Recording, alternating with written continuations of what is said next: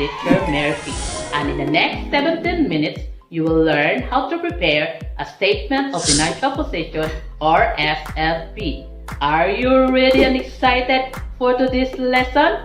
You better be, because it is time for Fundamentals of Accountancy, Business and Management 2 Ventures. For today's lesson, you will learn how to prepare a statement of financial position or SFP using report form and account form with the proper classification of items as current and non-current. So, get ready with your APS now, your activity notebook, your pen, and your self-learning module. What are you waiting for? Get yourselves comfortable so while watching our episode, you will always be ready and available. All set? Let's begin. First, I need you to look at the picture shown in your screen. Give a word that best describes the picture. I will give you a clue. What do you think makes the stones keep in a steady position so that it does not fall? If your answer is balance, then you are correct. Balance is defined as a condition in which different elements are equal or in the correct proportions. Now, how can we apply this amazing concept to our lesson for today? Do you know that statement of financial position is also known as balance sheet? Yes, statement of financial position is another term for balance sheet. According to Haddock, Price, and Farina, statement of financial position or SFP includes the amounts of the company's total assets, liabilities, and owner's equity, which in totality provides the condition of the company on a specific date. At this time, let us define some terms. Let us start with permanent accounts. As per Haddock, Price, and Farina, and as the name suggests, these accounts are permanent in a sense that their balances remain intact from one accounting period to another. What are the examples of permanent accounts? Examples of permanent account include cash, accounts receivable, accounts payable, loans payable, and capital, among others. Basically, assets, liabilities, and equity are permanent accounts. They are called permanent accounts because the accounts retain permanently in the statement of financial position until their balances become zero. Next is contra assets. Contra assets are those accounts that are presented under the assets portion of the SFP but are reductions to the company's assets. These include allowance for doubtful accounts and accumulated depreciation. Allowance for doubtful accounts is a contra asset to accounts receivable. This represents the estimated amount that the company may not be able to collect from delinquent customers. Accumulated depreciation is a contra asset to the company's plant, property, and equipment. This account represents the total amount of depreciation booked against the fixed assets of the company. And now, let us talk about the nature of statement of financial position. One can compare a statement of financial position to a static picture or portrait. This statement literally presents a company's position when it comes to resources. It owns the assets, obligations, claims against it, the liabilities, and the owner's residual interest, the equity. There are three major elements of the statement of financial position. 1. Assets. 2. Liabilities. 3. Owner's equity. Always remember that the total amount of assets is equivalent to the total amount of liabilities and owner's equity combined. And this is the accounting equation. There are two forms of statement of financial position: the report form and the account form.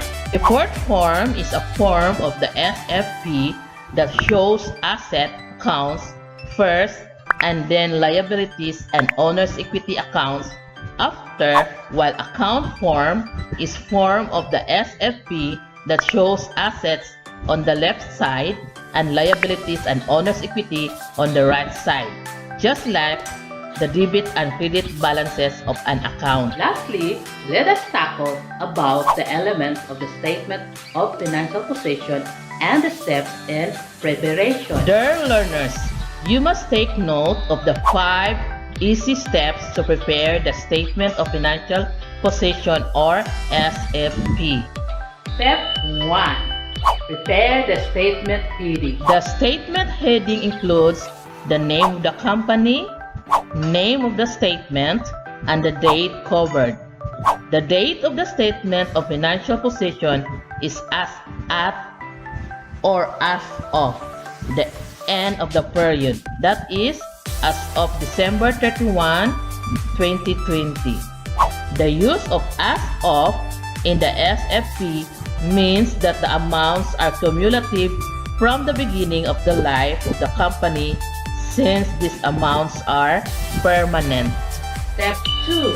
Prepare the asset section. Assets are categorized as current or non-current.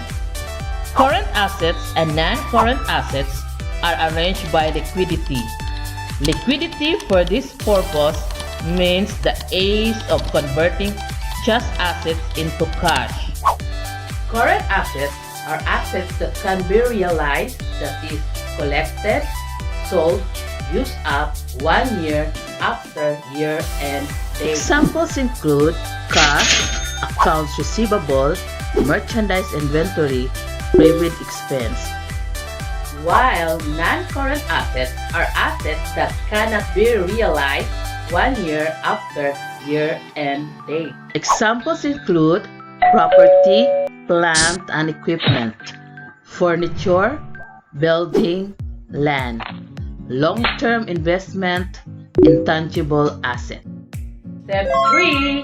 Prepare the liabilities section. Liabilities are categorized as current or non-current. Current and non-current liabilities are arranged by liquidity. Liquidity for this purpose means the ease of converting just liabilities into cash. Current liabilities are liabilities that fall due, paid, recognized as revenue within 1 year after year-end date. Examples include notes payable, accounts payable, accrued expenses, example, utilities payable, unearned income. While non-current liabilities are liabilities that do not fall due within 1 year after year-end date. Examples include loans payable, mortgage payable. Non-current assets and non-current liabilities are also called long-term assets and long-term liabilities, respectively. Step 4. Prepare the owner's equity section. This section is basically lifted from the ending balances of accounts in the statement of changes in equity. Finally, step 5. Ensure that the accounting equation is balanced. Total assets will have to equate to total liabilities and equities. Furthermore, the statement is putted and tested for mathematical accuracy. Remember that the two are only formats and will yield the same amount of total assets, liabilities, and equity. The assets should always be equal to liabilities and equity. Total assets are double-rolled and total liabilities and equity is double-rolled because they represent the end of a part of the financial statement. Alright, dear learners, at this time, let us have some fun. This is the situation. Mr. Juan de la Cruz is in need of financial accountant. If you will get all the right answers of the following 5 questions, you will get the vacant position immediately. Remember that each question will make you one step closer to your dream career. You have 30 seconds to answer each question. Good luck! Are you now ready? Let us begin. Question number 1. Learning is Fun company had current assets amounting to 100,000 pesos. Non-current assets for the year totaled 76,000 pesos. How much is the company's total assets? A. 24,000 pesos. B. 48,000 pesos. C. 176,000 pesos. D. 88,000 pesos. Your 30 seconds timer starts now.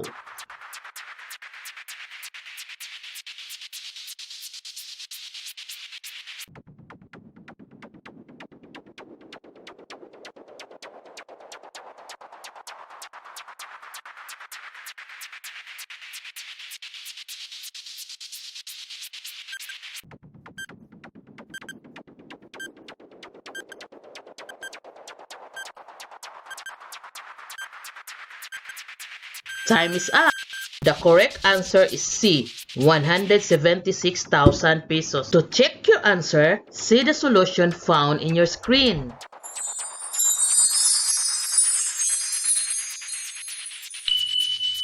Question number 2. Happy Selling Company's total liabilities amounted 10,000 pesos. Total equity had an ending balance of 20,000 pesos. How much is total assets? A. 20,000 pesos. B. 30,000 pesos. C. 10,000 pesos. D. 15,000 pesos. Your 30 seconds timer starts now.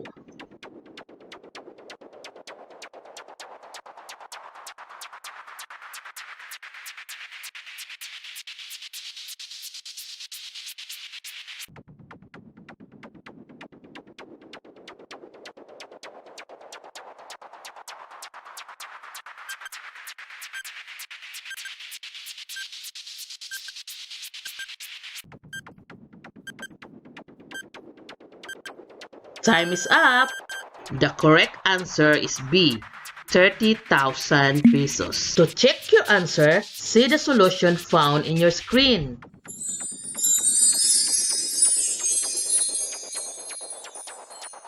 Question number 3. Happy Ceilings had the following accounts at year-end. Cash, 250,000 pesos. Accounts payable, 70,000 pesos. And prepaid expense, 15,000 pesos. Compute for the company's current assets. A. 320,000 pesos. B. 180,000 pesos. C. 265,000 pesos. D. 235,000 pesos. Your 30 seconds timer starts now.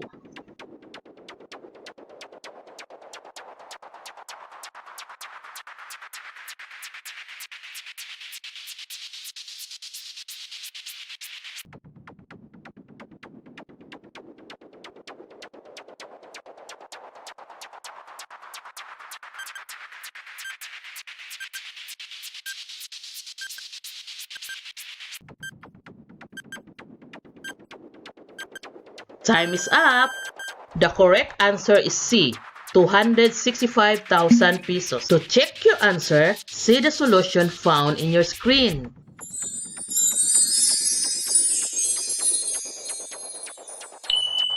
Question number 4. Company's total liabilities and equity amounted to 285,000 pesos. Total non-current assets ended at 85,000 pesos. Cash totaled 50,000 pesos. Inventory amounted to 100,000 pesos. Assuming the company had no other assets, how much is accounts receivable? A. 50,000 pesos. B. 25,000 pesos. C. 150,000 pesos. D. 75,000 pesos. Your 30 seconds timer starts now.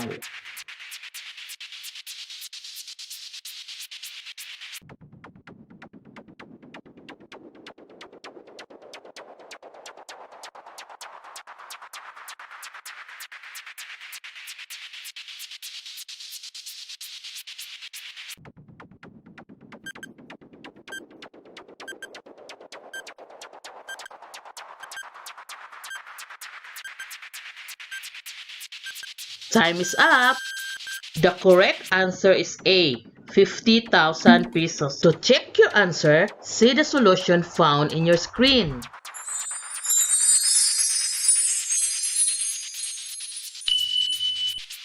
Question number 5. Total assets amounted to 575,000 pesos. Total equity amounted to 250,000 pesos. Accounts payable amounted to 50,000 pesos, while unearned income totaled 85,000 pesos. Assuming there are no other current liabilities, compute for the company's non-current liabilities.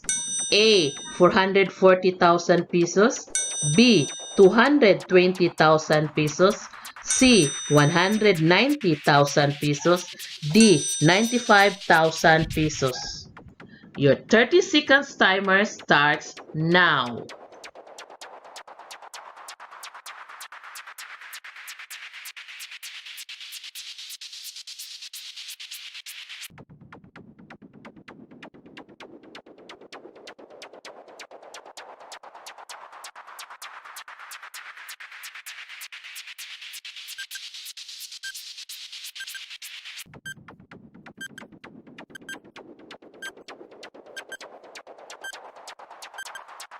Time is up.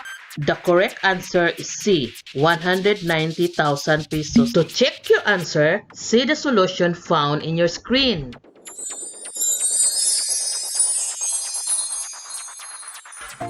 Did you get all the answers correct? If yes, then you are hired as the new financial accountant of De La Cruz Law Office. Congratulations!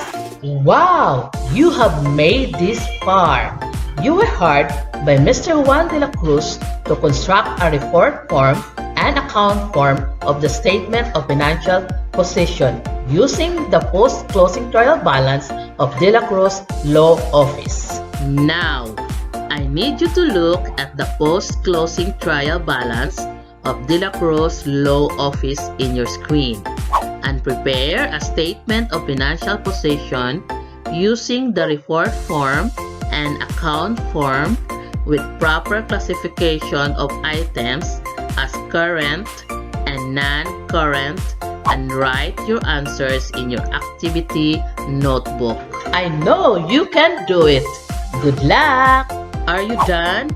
Here's the Statement of Financial Position of De La Cruz Law Office using the report form and the account form with proper classification of items as current and non-current. Thank you so much, dear learners, for going through the lesson.